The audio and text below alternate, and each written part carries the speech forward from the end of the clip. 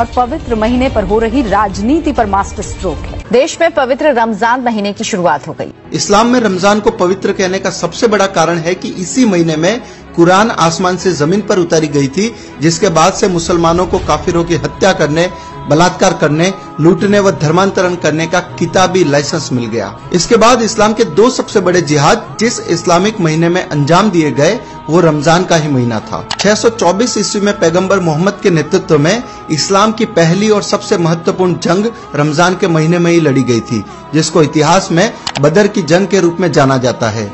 इसी जंग के बाद मक्का के सबसे ताकतवर कुरैशी समुदाय को मुसलमान बनाया गया था। रमजान के महीने में ही 629-630 ईस्वी में मुसलमानों ने मक्का पर हमला करके उस पर विजय प्राप्त की थी और वहां के प्रमुख लोगों की हत्या करके वहां रह रहे काफिरों को इस्लाम कबूलवाया था। भारत के इतिहास पर भी गौर करें तो पाकिस्तान बनाने का सबसे बड़ा जिहाद 1946 ईस्वी में रमजान के महीने में ही छेड़ा गया था, जिसको डायरेक्ट एक्शन डे के रूप में जाना जाता है। 16 अगस्त 1946 रमजान के 70वें दिन कलकत्ता के हर मुसलमान तक एक पर्चा बांटा गया, जिसमें रमजान के महीने का हवाला देकर भारत में हिंदुओं के कत्लेआम की घोषणा की गई थी। उस पर्चे में लिखा गया था कि हम लोग रमजान के महीने में जिहाद शुरू करने जा रहे हैं।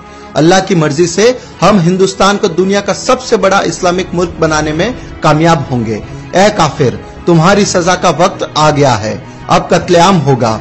हम हाथ में तलवार लेकर फक्र के साथ तुम पर जीत हासिल करेंगे। डायरेक्ट एक्शन डे कयामत का दिन होगा।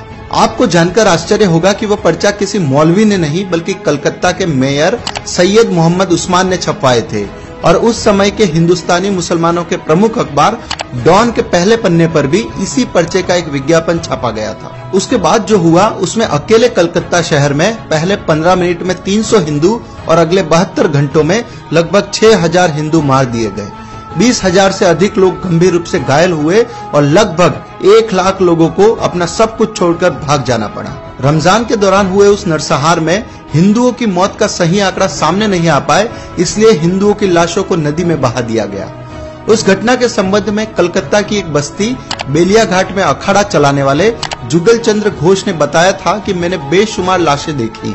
हिंदुओं की लाशें एक जगह 4 ट्रक खड़े थे, सभी में कम से कम 3 फीट की ऊंचाई तक लाशें भरी हुई थी। गुड़ की बोरियों की तरह वो ट्रकों पर लदे पड़े थे और उनसे खून टपक रहा था। वह सभी लाशें हिंदुओं की ही थी। महीना रमजान का था और कत्लेआम करने वाले मुसलमान थे। तो मित्रों, अब आपको समझ आ गया होगा कि रमजान का महीना मुसलमानों के लिए इतना पवित्र क्यों है, क्योंकि वे इसी महीने में अपने जिहादी रूप को सबसे अधिक बाहर लाते हैं और इस्लाम का जो मूल एजेंडा है उसको भी इसी महीने में प्रमुखता से अंजाम देते हैं।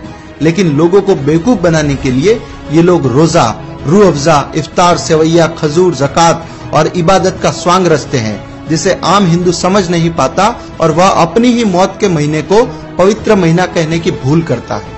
लेकिन आज के इस वीडियो के बाद कम से कम हिंदू समाज को तो रमजान को पवित्र कहना बंद कर देना चाहिए और रमजान की सो कॉल्ड पवित्रता का जो सच इस वीडियो में बताया गया है